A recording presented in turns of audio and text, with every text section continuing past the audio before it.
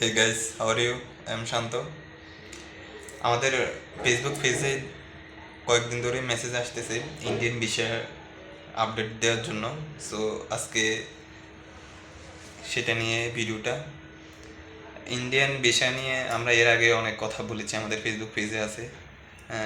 এখন চেঞ্জ হইতেছে, day by day তাদের টার্মস রুলগুলো চেঞ্জ হইতেছে। সো আমাদের কাছে যে নতুন আপডেটগুলো আসে আমরা অলওয়েজ আমাদের যারা কাস্টমার আছে, আমাদের ভিউয়ার্স আছে, সো আমরা তাদেরকে জানাই। ইন্ডিয়ান ভিসা নিয়ে বলি আপনাদেরকে, বর্তমানে ভিজিট ভিসা বন্ধ। এর আগে আমরা ডাবল এন্ট্রি ভিসা এবং মেডিকেল ভিসা নিয়ে কাজ করেছি, বাট ডাবল এন্ট্রি ভিসাটা ওরা এখন টার্মস অ্যান্ড কন্ডিশন এমন ক্রিয়েট করেছে যে আসলে পসিবল না হটানো। মেডিকেল নিয়ে কিছু কথা বলি। মেডিকেল তো চিকিৎসার জন্য, গুরুতর চিকিৎসার জন্য তারা মেডিকেল ভিসা দিতেছে, এটা true.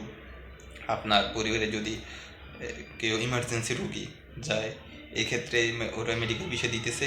But large number of people, যেটা আমাদের অফিসেও আসে, আপনার যারা যেমন পর্তুগাল, লিথুনিয়া, ইউরোপের যে যে কান্ট্রিতে এগুলো এখন সুযোগ আছে যাওয়ার জন্য, ওইখানে ফিঙ্গার দেওয়া লাগে। আপনারা অনেক জানেন যে পর্তুগালের এম্বাসি বেসিক্যালি বায়োমেট্রিক দেওয়া লাগে ইন্ডিয়াতে।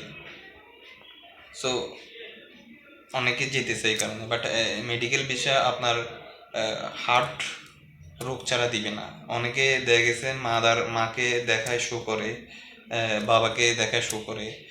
তো আমি আপনাদেরকে সাজেস্ট করব যে আপনারা সব ওকে ছাড়া আপনারা যাবেন না। বিকজ আমাদের কাছে যখন অনেকে ফাইল জমা দেয়, আমরা 100% এনশিওরিটি দিই না। কাদের ক্ষেত্রে?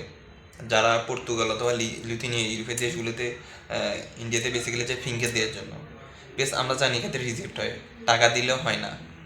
সো এটা আপনাদেরকে আমি সাজেস্ট থাকবে যে অনেক প্রতিষ্ঠান আছে টাকার জন্য বলবে যে 100% হবে, বেসিক্যালি হয় না। এক পর্যায়ে তারা আপনার খরচটা রাখি দেয়, প্রায় 6 থেকে 7 হাজার টাকার মতো ওরা কাঠি রাখি দেয়, যে বলে যে আপনার লাখ খারাপ অথবা বিভিন্ন ইস্যু তুলে ধরে। সো আপনারা এদিকে একটু কনসিডার হবেন।